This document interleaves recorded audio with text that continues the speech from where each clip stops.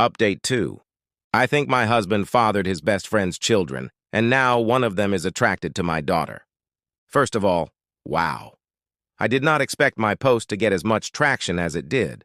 I was half worried that someone in my family or social circle might find it, especially when someone alerted me that the post had been shared to Facebook. But, as far as I can tell, no one in my family has seen it. I want to thank all of the kind commenters who wished me well. To those who were more frustrated with my indecision, I get it. But I was operating with an uncertain situation, and the stakes were incredibly high. I feel like no matter what choice I made, something could and likely would go wrong. I've spent the last 5 years imagining different scenarios based on different ways I could go about this if I ever decided to act on it. To everyone who was clamoring for an update, I have one for you. I previously said that I was going to do a secret DNA test, that I had decided on that course of action. In the end, I couldn't go through with it. And now I am regretting that, because the window to do so has essentially closed. I just felt like it would be out of line for me to do that to another person's child behind their back. Ethically, it was dicey. I've since consulted with my lawyer, as many commenters suggested, and she advised me against doing so because no matter what the results were, it would make me look bad in a potential divorce proceeding. But I really wish I had done it anyway, and just not told anyone, because I really, badly need to know, and I still don't know for sure. Likewise, I wanted to tell Sophie in confidence. But the more I thought about it, even that seemed over the line. Like I had no right to plant such ideas in her mind about her father without even talking to him first. So what I ended up doing was confronting Luke and Amy. Many comments suggested this as well. I finally told both of them that we needed to have a serious talk. It felt counterproductive to approach just one of them because I figured they would tell the other about what happened in their own words before I could prepare my own. I wanted them both to hear what I had to say. Once all the kids were at school, I laid down all of my suspicions and the reasons. I made it clear how much I love both of them, but a combination of clues had led me to notice the similarities between Luke and Amy's children. And I didn't even list all of them in the original post. For example, Luke has been a sleepwalker in the past, so have Sophie, Tom, and Adam. I said over and over how much they meant to me and how I didn't want to believe it, but the thought had crept into my mind in the past.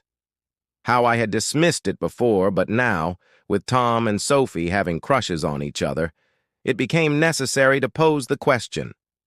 So I asked if they had ever crossed the line, if Luke had ever been unfaithful, if there was even the slightest possibility that any of Amy's children were his. I was just trying not to cry. Well, they reacted exactly as I would have expected. Their responses were perfect, and so very well rehearsed. I genuinely can't tell if it was honest emotion or powerful gaslighting. Amy was more upset than Luke, or at least more outwardly upset. She was angry, offended at the accusation. Luke just seemed heartbroken by it. Maybe they were just acting, but I don't know. Somehow, they had reasonable responses to all of the points I brought up. They asked questions I didn't know how to answer. I had never objected to them having alone time before. Why did it suddenly bother me now? Do Amy's children really resemble Luke that much? Or are things like hair color pretty basic traits to have in common? The whole family had always treated Amy and her kids as part of our unit, and I had previously commended Luke for stepping up and being a father to Amy's kids since they didn't have one. Why was I now saying it was a bad thing? What exactly did I want them to do? How could I think such a thing about them? Why had I waited so long to say something? Luke was more understanding than Amy. He respected my feelings, or at least he acted like he did. Amy appeared to feel more betrayed by what I said. I ended up apologizing several times, even though I'm not sure I did anything wrong. Luke also apologized for anything he'd done to indicate he was unfaithful. I asked Amy more pointedly that, if not Luke, who had fathered her children? She snapped back that it was none of my business, and I could tell she was in no mood to get personal or vulnerable with me after my accusations.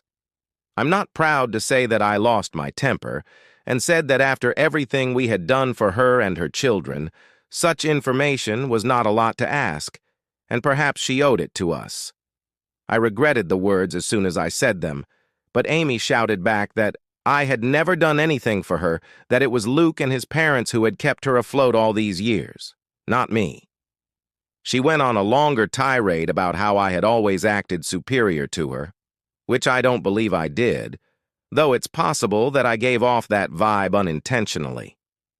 Luke did his best to calm her down, but the room was still fraught with tension.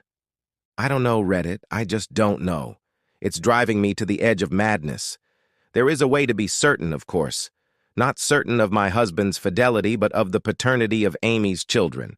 So I asked Luke, for my own peace of mind, for the sake of our daughter, and for our family unit, if he could please get a DNA test done, a paternity test.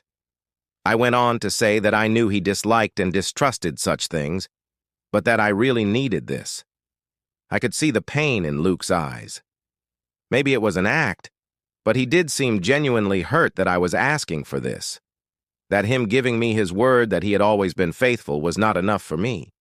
But he very reluctantly agreed to participate in a DNA test. Unfortunately, Amy did not, and that's where we hit a roadblock. I was afraid of this, but Amy was infuriated at the whole concept and told me in no uncertain terms that I would not be getting samples of her children's DNA, and basically told me to freak off for asking, several times in several variations. I pressed Luke, and honestly he was a bit useless, but probably right. He tried to convince Amy, but she wouldn't hear of it, and he kind of shrugged to me when I pushed him for further support. Because he can't force her to get the tests done. If she refuses, that's really a dead end. Trust me, it is. I looked into this quite a bit and consulted with my lawyer. The problem is, Luke could, in theory, petition the court to demand a paternity test for Tom and the others. The issue is that to do this, he'd essentially be claiming he slept with Amy, and he believes her children to be his. That would be the version of events he'd be maintaining. But Luke has staunchly insisted that nothing ever happened with Amy, that he never cheated on me.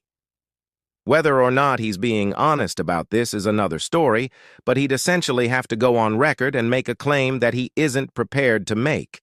He is quite certain the children aren't his, and he has no intention of fighting for custody of them. So no judge is going to compel Amy to submit samples of her children's DNA. Tom is also old enough that his consent would be a factor. If both he and Amy refuse to participate in the test, it's unlikely that Luke would have a case. He'd have to target one of Amy's younger children, like, say, one of the twins. But he doesn't want to do that. He doesn't want to take his best friend to court to prove something that, in his words, he already knows isn't true. Luke is asking me to please just let this go and trust him, because pursuing this will fracture everything. And according to my lawyer, it's not realistic anyway. For Luke to establish paternity, he would need to admit to an affair in the first place, and he's not doing that. And if he did, that would pretty much be all the proof I needed to be certain, even if I'd need more in a court case. I pestered him further about Tom and Sophie, insisted that I didn't want them dating. Luke agreed, and apparently Amy still agrees. Luke plans to have a talk with Tom and activate protective Papa Bear mode. Among other things, he's going to remind Tom that in a couple of months when he turns 18, him being intimate with Sophie will literally be a crime. I wouldn't actually press charges against him, as I know he'd never do anything against Sophie's will, but I'm not above implying the threat. Thankfully, Luke isn't either. I did ask him if he'd be open to potentially swiping a sample of Tom's DNA to do a private paternity test, but he was very hesitant about the idea. Like me, he viewed it as unethical. He also pointed out that if we were to do this and Amy found out, it would mean the end of our friendship with her, most likely. Things are, Luke believes, still in a salvageable state where Amy and I could reconcile and become friends again, and I can see how much he wants this to happen.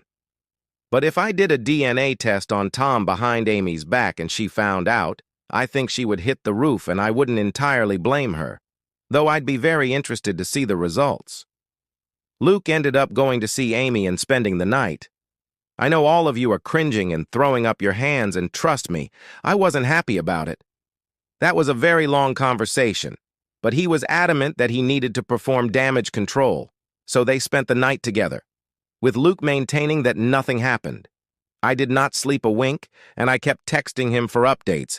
So far as I can tell, Amy will cool off, but she needs a little time. Luke and I talked things over when he came back the next morning. It was an emotionally fulfilling conversation, and we ended up agreeing to take the kids, our kids, not Amy's, to visit their grandparents for a few days. It was an impromptu visit, but we've done it before, and they were delighted to have us. I just really wanted our family to spend some time together away from Amy's side of the family, so to speak. I always love getting to see my in-laws. I'll refer to them as Jim, 75, and Cat, 67. I know Reddit is famous for stories about the MIL from hell, but in my life that couldn't be further from the truth. I feel safe with them, to the point that, when they took notice of how distant Luke and I were from each other, I finally relented and confessed my fears. I told them of my anxiety that Amy and Luke were having an affair, and that Amy's children might be his. Here's where things got a little bit interesting. When I told them what I was feeling, Kat just gave Jim this pointed look and did a big, dramatic sigh. So it turns out, Kat has had similar misgivings to mine and genuinely suspected over the years that Luke and Amy were closer than they'd ever admit, that they had crossed the line in the past. Jim, on the other hand, simply refuses to even consider the idea. He has always insisted that Kat is seeing things that aren't there. He maintains that Luke and Amy are like siblings and would never do such a thing. Kat thinks his stance on this is naive, and that, even if she and Jim had taken Amy in and loved her like a daughter, that didn't mean Luke viewed her as a sister or that she viewed him as a brother. But Jim just continued to insist that this is what they are and had always been. I could tell that he and Kat have already had this conversation before, and they kept going in circles, with Kat getting exasperated. She pointed out that surrogate siblings or not, Luke and Amy were not actually brother and sister, so nothing was stopping them from being physical together if they felt a mutual attraction. At that point, Jim just sighed and walked away from the conversation. So yes, Kat has privately wondered if Amy's children weren't fathered by Luke, which is part of why she has always treated them as her grandchildren, which was never something that I minded, to be clear. I also don't mind that Kat never voiced these concerns to me. She had no proof, and she saw far less of Luke and Amy's closeness in our adult lives than I did. As for the kids, they're doing all right. I don't know what Amy told her children, but I think the general consensus, the official version of events, is that Amy and I had a fight and need a break from each other. That's what Luke and I told our children, and when pressed for more information, Luke did defend me and shut down the questions, saying it wasn't their business. I don't know if Amy kept to that version of events, but my children and her children have each other's phone numbers and social media, so they've presumably still been in contact over the last 2 days. I think my kids would have kept Amy's kids in the loop on the updates, and if Amy had told them anything else significant, they would have relayed that information to my kids. After all, we know Sophie and Tom are very close. I did try and talk to Sophie about that more, but the timing was off because Sophie rejected my counsel and interpreted my reinforced reluctance as being attributed to my fight with Amy. She maintained that she wasn't dating Tom. To what degree that's actually true, I don't know. But she was going to remain close friends with him, and while she isn't usually a disobedient child, she made it very clear that she was putting her foot down on this one. And to be fair, I can't really justify trying to separate them or forbid them from being friends. They've known each other for years. Luke has my back on them not being allowed to date, but he wouldn't have my back on them not hanging out anymore. I wish I had a more definitive update. If anything significant happens in the next few days, I can let you guys know. I'm mostly just kicking myself for not having done the secret test, even for my own peace of mind, as now I feel like I'm locked out of the only way to get definitive proof one way or the other. Update 3. I didn't expect to have another update so quickly, but after posting my first update, I did a lot of thinking about my kids. I ultimately decided that whatever else happened, I needed to warn Sophie about the situation, and do so immediately. To hell with Luke and whatever that meant for him. To hell if that meant all of the kids learned of the situation. She needed to be aware of what she might be getting herself into. So, I discreetly kept her out of school.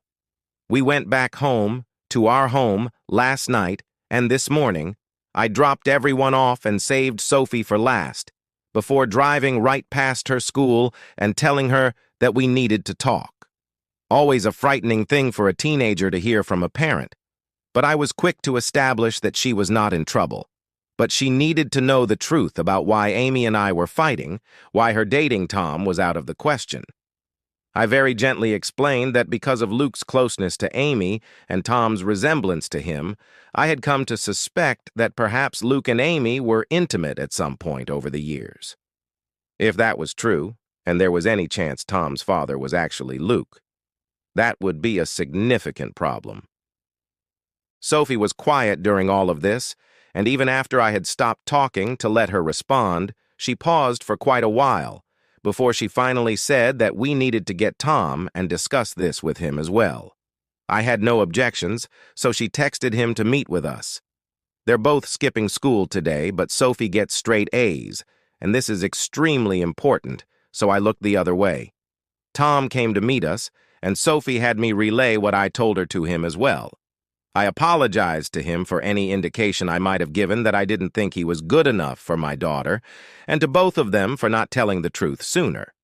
Tom and Sophie just gave each other this oddly knowing stare. And read it? That's when they blew my mind. Sophie spoke first, with Tom backing her up. They revealed to me that, in fact, they had already known about Luke and Amy, or at least they had strongly suspected. Apparently, Tom has overheard conversations that are questionable, as well as overhearing the sounds of sex from Amy's room, sounds he would just as soon forget. But all signs point to Amy's lover having been Luke. Tom had wondered for a very long time, and back in January, he finally voiced his fears to Sophie. She agreed with them.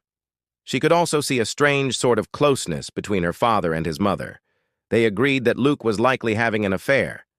They agreed that, because of Kaylee's allergy, Luke might very well be her father, and if Kaylee was Luke's daughter, the rest of Tom's siblings could be Luke's as well. Tom could be Luke's kid himself. The math led them to the same places as me.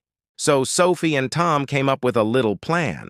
As it turns out, they are not in love. They never were. They're still just best friends. But they had the same instinct as me that they didn't want to blow up our entire family and social unit without more direct evidence, which Tom has been working on acquiring. And though Sophie very badly wanted to tell me the truth, she was hesitant because she knew it would shatter me. She had no idea I was already suffering in silence. Sophie apologized for not voicing her suspicions sooner. Honestly, we both cried, and I made sure she understood that none of this was her fault, and that I loved her very much. So, the bottom line is, Sophie and Tom already know they could be half-siblings and aren't actually interested in being a couple. That was their idea for how to rock the boat. To force Luke and Amy to do something about the situation rather than just keep making a fool out of me. I also think it was Sophie's way of punishing them for their affair. Teenagers can be vindictive, so they concocted this idea that they wanted to date. Every flirtation I've witnessed, every inappropriate touch, all staged, apparently, and for the benefit of Luke, Amy, or both. This was supposed to make them sweat, and Tom expected they would jump out of their seats to forbid it from happening. When I was the one who did instead, that kind of threw the kids for a loop. They couldn't understand why I cared more than the actual cheaters. They began to suspect that maybe I knew. Tom confronting me that one time about why can't I date Sophie was him trying to gauge if I knew or not. Maybe I shouldn't be surprised. Sophie and Tom have always been close friends and confided in each other. Maybe I should be a little more concerned at how sneaky they've been. But honestly, I'm just so relieved they're not dating. Sure, they could be lying to throw off the scent, I guess, but they apparently already knew that they're likely related. They didn't blink at all when I told them. We even had a bit of a laugh together when Tom mentioned how he had been a little offended that I was so against him dating my daughter before. I kind of jokingly asked him, "So you don't think she's gorgeous?" And Tom, bless his heart, shrugged it off. "She is. But so is my English teacher, and I'm not asking her out either." Either way, the question now is, where to go from here? We have to figure that out. I will say that it is such a relief to have told Sophie, and I feel like an elephant has taken one of its feet off my chest. Having her in my corner and Tom in my corner as well means a lot to me, and even though I basically just got it absolutely confirmed that Luke is sleeping with Amy, I kind of already knew that anyway. So now it's just a question of how to proceed. Tom has already volunteered to submit his DNA so I can compare it to Luke's, and both he and Sophie advise me not to tell Luke and Amy when I do this, which I agree with. They're both completely on my side, which means more to me than I can ever express to them. Tom has also been trying to set up a camera in Amy's room to catch her and Luke in the act. Sophie told me flat out that I needed to divorce her dad, and hearing that from my own daughter made it clearer than it's ever been. She's right.